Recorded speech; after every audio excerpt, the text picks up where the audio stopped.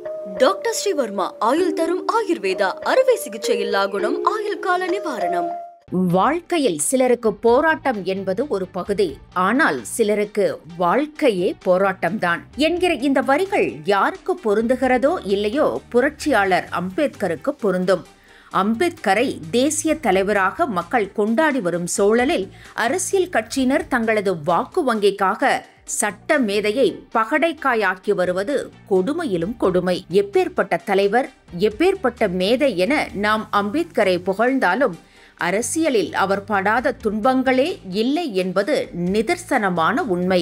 அம்பேத்கரின் அரசியலையும் தற்போது அவரை சுற்றி வரும் அரசியலையும் விவரிக்கிறது இந்த செய்தி தொகுப்பு. சமூகத்தில் நிலவும் சாதி, தீண்டாமை கொடுமைகளையும் பாகுபாடுகளையும் அரசியல் பங்கேற்பின் வழி நேர் செய்துவிடலாம் என்று அரசியல் செயல்பாட்டாளர்களும் மக்களும் நம்புகின்றனர். அதனால்தான் சமூக பண்பாட்டு மாற்றத்திற்கான செயல்பாடுகளுக்கு முன்னுரிமை அளிப்பதில்லை. சமூக பண்பாட்டு தளங்களில் தலித் மக்கள் புறக்கணிக்கப்படுவதைப் போலவே அரசியல் தளத்தில் தலித் கட்சிகளும் புறக்கணிக்கப்படுகின்றன.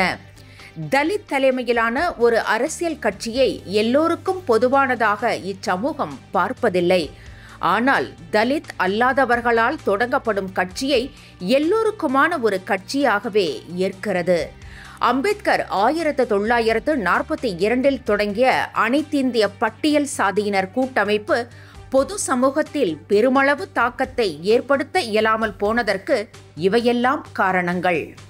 அதே நேரத்தில் அம்பேத்கர் 1951 இக்கூட்டமைப்பு சார்பில் வெளியிட்ட தேர்தல் அறிக்கை நாட்டின் வளர்ச்சியிலும் பெரும்பான்மை மக்களின் முன்னேற்றத்திலும் அக்கறை கொண்டு இன்றளவும் பின்பற்றத்தக்க தொலைநோக்கு திட்டங்களை முன்வைத்திருந்தது. பிற்படுத்தப்பட்ட, தீண்டத்தகாத பழங்குடி மக்களை உயர்கல்வி மற்றும் வேலைவாய்ப்பில் உயர்த்துவதே பட்டியல் சாதியினர் கூட்டமைப்பின் செயல் திட்டங்களில் முதன்மையானது என்று அம்பேத்கர் குறிப்பிடுகிறார். தனி மனிதனுக்காக விதைக்கப்பட்ட நிலத்தின் அளவு தொடர்ந்து வீழ்ச்சியடைந்து வந்திருக்கிறது என்று குறிப்பிடும் அம்பேத்கர், வறுமை ஒரு புறம், விவசாயம் மற்றும் தொழில்துறையில் அதிக உற்பத்தியினால் ஏற்படும் சிக்கல் மறுபுறம், அதிகளவு மக்கள் தொகை வளர்ச்சியை கட்டுப்படுத்தும் சிக்கல் என்பதால் பட்டியல் சாதியினர் கூட்டமைப்பு வறுமைக்கு எதிராக இவ்விரு புறங்களிலிருந்தும் போராடும் என்கிறார். உற்பத்தி வளர்ச்சிக்கான எந்த திட்டமும் இந்திய விவசாய சீரமைப்பை கருத்தில் கொள்ளாமல் மேற்கொள்ளப்பட்டால்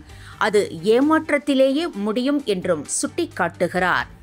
இந்தியா ஒரு விவசாய நாடாக இருந்த போதும் நிலமற்ற விவசாய தொழிலாளர்கள் பெருமளவில் உள்ளனர்.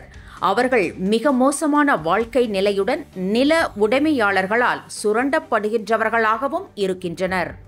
அவர்களில் பெரும்பாலானோர் ஒடுக்கப்பட்ட சமூகத்தினராகவும் பிற்படுத்தப்பட்ட வகுப்பினராகவுமே உள்ளனர். இத்தகைய சூழலில் நிலங்கள் புறக்கணிக்கப்பட்டது போலவே நிலமற்ற விவசாய தொழிலாளர்களும் புறக்கணிக்கப்படுகின்றனர். எனவே பயிர் செய்யப்படாத நிலங்களில் ஒரு பகுதியை நிலமற்ற தொழிலாளர்களுக்காக பட்டியல் சாதியினர் கூட்டமைப்பு பதிவு செய்யும் என்றும் அம்பேத்கர் குறிப்பிடுகிறார்.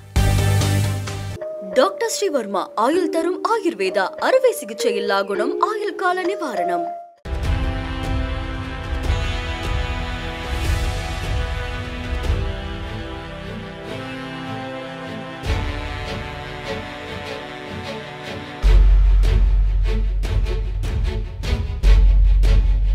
தேசத்தின் நம்பிக்கை மாத இதழ் அப்பா பதிப்பகம் இணைந்து வழங்கும் நேர்மையாளர் சகாயம் IAS அவர்களின் அனுபவ பதிவில் கடைசி தரியில் கண்டாங்கி சேலை இப்போது பரபரப்பாக விற்பனையாகிக் கொண்டிருக்கிறது.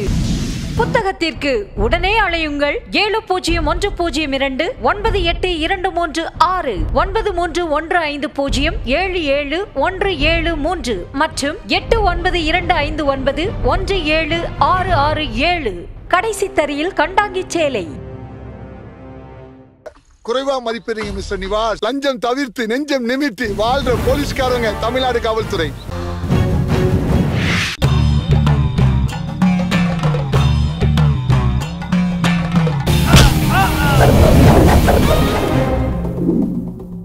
நேற்று நான் இன்று நீ திகில் கிளப்பும் அதிரடி ஆக்ஷன் திரைப்படம் OTT+இல் ஒளிபரப்பாகிக் கொண்டிருக்கிறது. காணத் தவறாதீர்கள்.